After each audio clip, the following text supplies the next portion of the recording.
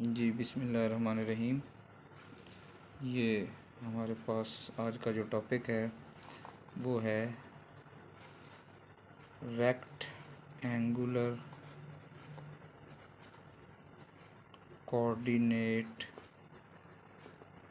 System.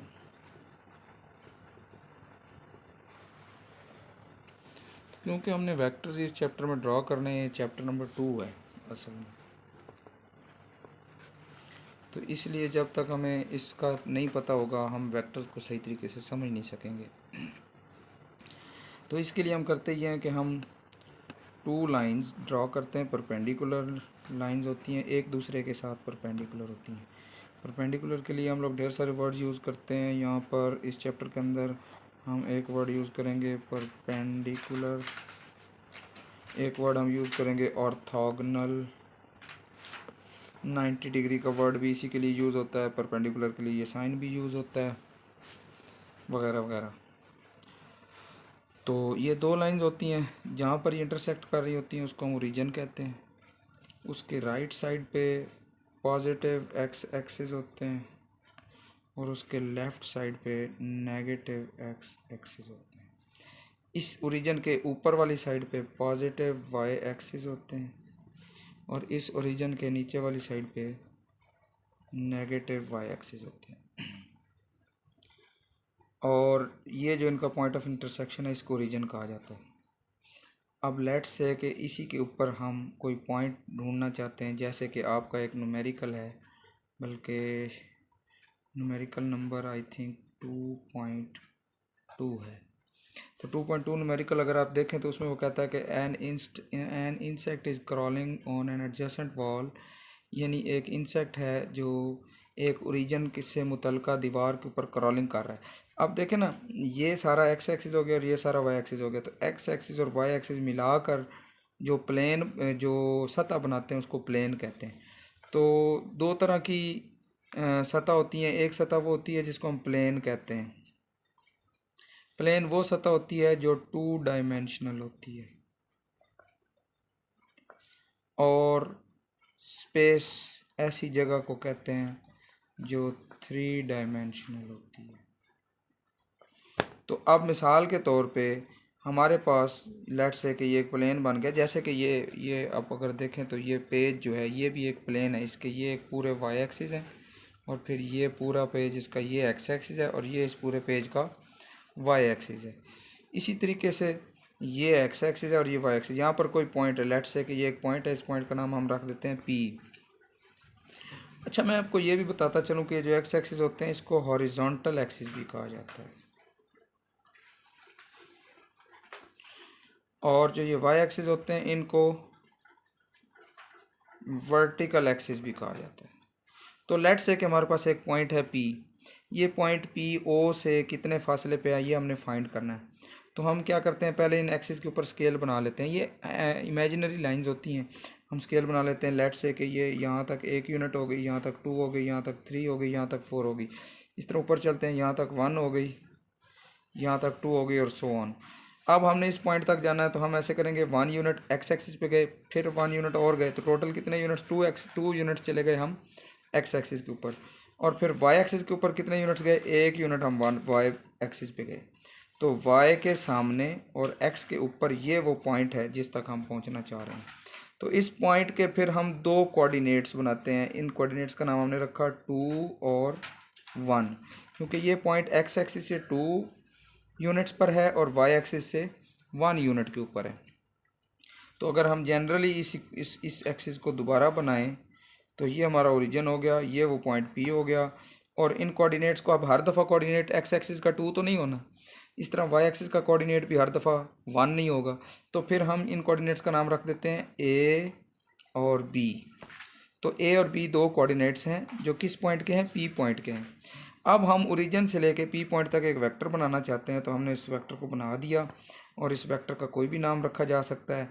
Let's say कि हमने इसका नाम रख दिया डी। हमने पिछले टॉपिक में पढ़ा था किसी भी अल्फ़ाबेट के ऊपर जब वेक्टर का एरो का साइन डाल दिया जाता है तो फिर वो जो है वो वेक्टर के साथ रिप्रेजेंट होता है। अब ये वेक्टर तो बन गया, और ये इसका ए और बी कोऑर्डिनेट्स यानी एक्स और वाई कोऑर्डिनेट्स जो हैं ये इसकी एक्स और वाई एक्सिस के लिहाज से पोजीशन बता रहे हैं। लेकिन मसला अब ये आ रहा है कि अब हम इसकी डायरेक्शन का कैसे पता चलेगा। तो डायरेक्शन बताने के लिए हम लोग एक एंगल का इस्तेमाल करते हैं और उस एंगल को थीटा के साथ रिप्रेजेंट किया जाता है। और आप लोगों ने ये बात हमेशा याद रखनी है कि जहाँ पर भी इस पूरे चैप्टर में थीटा आएगा वो हमेशा पॉजिटिव एक्स एक्सिस से होगा, पहली बात, और वो हमेशा एंटी क्लॉकवाइज होगा, दूसरी बात। यानी कि पॉजिटिव एक्स एक्सिस से शुरू होगा और एंटी क्लॉकवाइज होगा। मैं ढेर सारी डायग्राम के साथ आपको ये बात समझा सकता हूँ, जल्दी जल्दी मैं थोड़ा सारा समझा भी देता हूँ। लेट्स से कि ये हमारे पास अगेन कोऑर्डिनेट सिस्टम बनाया, इसमें वेक्टर हमारा इस जगह पर है। तो अब पॉजिटिव एक्स एक्सिस जो है वो इधर से शुरू हो रहे हैं, तो इधर से ही थीटा शुरू होकर यहाँ तक जाएगा। अगर मैं ये डायग्राम दोबारा बनाऊँ इस तरीके से कि हमारा ये वेक्टर इधर हो, तो फिर भी हमने पॉजिटिव एक्स एक्सिस से थीटा शुरू करके यहाँ तक लेकर आना है एंटी क्लॉकवाइज। एंटी क्लॉकवाइज का मतलब होता है घड़ी की सुई जिस तरफ चलती है उसके उलट। जैसे खाने काबा का तवाफ़ है तो वो एंटी क्लॉकवाइज होता है। हमारे रेफरेंस से जितने प्लैनेट्स हैं वो एंटी क्लॉकवाइज रोटेट कर रहे हैं। इसी तरीके से हमारा ये वेक्टर अगर इस जगह पर होगा तो भी हम पॉजिटिव एक्स एक्सिस से शुरू करके लेकर आएंगे एंटी क्लॉकवाइज, और ये सारा एंगल हमारा थीटा होगा। इस तरीके से हम जिस भी जगह पर वेक्टर को बनाएं तो हमने उसको पॉजिटिव एक्स एक्सिस से एंटी क्लॉकवाइज घुमा कर लाना है, तो तब वो हमारा एंगल थीटा होगा। और ये जो मैंने डायग्राम जितनी भी बनाई हैं ये सारी की सारी डायग्राम जो हैं ये प्लेन के लिए हैं। तो सिमिलरली जैसे प्लेन होता है इसी तरीके से बाज़ दफ़ा एक्सिस हमें 3 बनाने पड़ जाते हैं। एक एक्सिस तो हमारे ये वाले हो गए, दूसरे एक्सिस हमारे ये वाले हो गए, और अब वो जो तीसरे एक्सिस हैं वो असूली तौर पर तो इस तरह ऊपर बनेंगे नोटबुक के ऊपर। अब ये जिस तरीके से बॉल पॉइंट ऊपर आ रही है हमारी तरफ, ऊपर हमारी तरफ आ रही है, अब इसको इस वाली बॉल पॉइंट को जो ऊपर आ रही है इसको पेज पे तो नहीं बनाया जा सकता, तो पेज पर हम इसको ऐसे करते हैं कि थोड़ा सा तिरछा बना देते हैं। ये असल में तिरछी है नहीं, लेकिन हमें ऐसे लग रहा है कि ये तिरछी है, असल में ये हमारी तरफ आ रही है। तो पेज पे जो डायरेक्शन हमारी तरफ शो करनी होती है उसको इस तरीके से तिरछा बना दिया जाता है। तो अब अगर हम बुक ही के रेफरेंसेस को सामने रखें तो इस वाले एक्सिस को हम लोग एक्स एक्सिस कह देंगे, और जो ये वाले एक्सिस हैं, ये वाला जो एक्सिस है इनको हम लोग वाई एक्सिस कह देंगे, और जो ये वाले एक्सिस हैं इनको हम जी एक्सिस कह। अब ये 3 एक्सिस बन गए। तो अगर कोई ऐसा पॉइंट हो जो 3 एक्सिस के दरमियान हो, तो जैसे कि मिसाल के तौर पे मैं यहाँ छोटी सी डायग्राम बनाकर आपको दिखाता हूँ कि ये हमारे पास एक कोई क्यूब है। अब ये जो क्यूब है ये 3 एक्सिस पर मुश्तमिल है। देखें ये इसके एक्स एक्सिस हैं, ये इसके वाई एक्सिस हैं, ये इसके जी एक्सिस हैं। नाम अपनी मर्ज़ी से भी दे सकते हैं, हम इसको भी एक्स कह सकते हैं, इसको भी वाई कह सकते हैं, इसको भी जी कह सकते हैं। अब इस क्यूब के अंदर कोई पॉइंट है, लेट्स से कि ये एक पॉइंट है, किसी भी जगह पर हो सकता है पूरे क्यूब में। वो लेट्स से कि जिस तरह ये वो पॉइंट ये है पी। अब ये पी पॉइंट जो है इसके कोऑर्डिनेट्स लिखने हैं। तो जैसे हमने ऊपर लिखा था कि अगर 2 एक्सिस होंगे तो कोऑर्डिनेट्स 2 बनेंगे यानी ए और बी, और अगर 3 एक्सिस होंगे तो कोऑर्डिनेट्स होंगे ए बी और सी। ए जो होगा वो एक्स एक्सिस के लिहाज से होगा, बी जो होगा वो वाई एक्सिस के लिहाज से होगा, और जो सी होगा वो जी एक्सिस के लिहाज से होगा। तो मैं अब ये जो ओरिजिन है इस ओरिजिन से लेकर इस पी पॉइंट तक एक वेक्टर बना देता हूँ। इस वेक्टर का नाम बुक वालों ने ए रखा है तो हम भी ए ही रख देते हैं टेक्स्ट बुक के लिहाज से। अच्छा, बात वही है कि अब एक्स एक्सिस से लेकर इस वेक्टर तक जो एंगल होगा उसका नाम रखेंगे अल्फ़ा, वाई एक्सिस से लेकर इस वेक्टर तक जो एंगल होगा उसका नाम रखेंगे बीटा, और जी एक्सिस से लेकर इस तक जो एंगल होगा उसका नाम रखेंगे गैमा।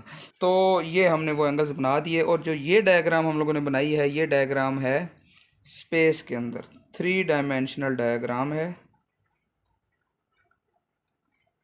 और ये स्पेस के लिए है।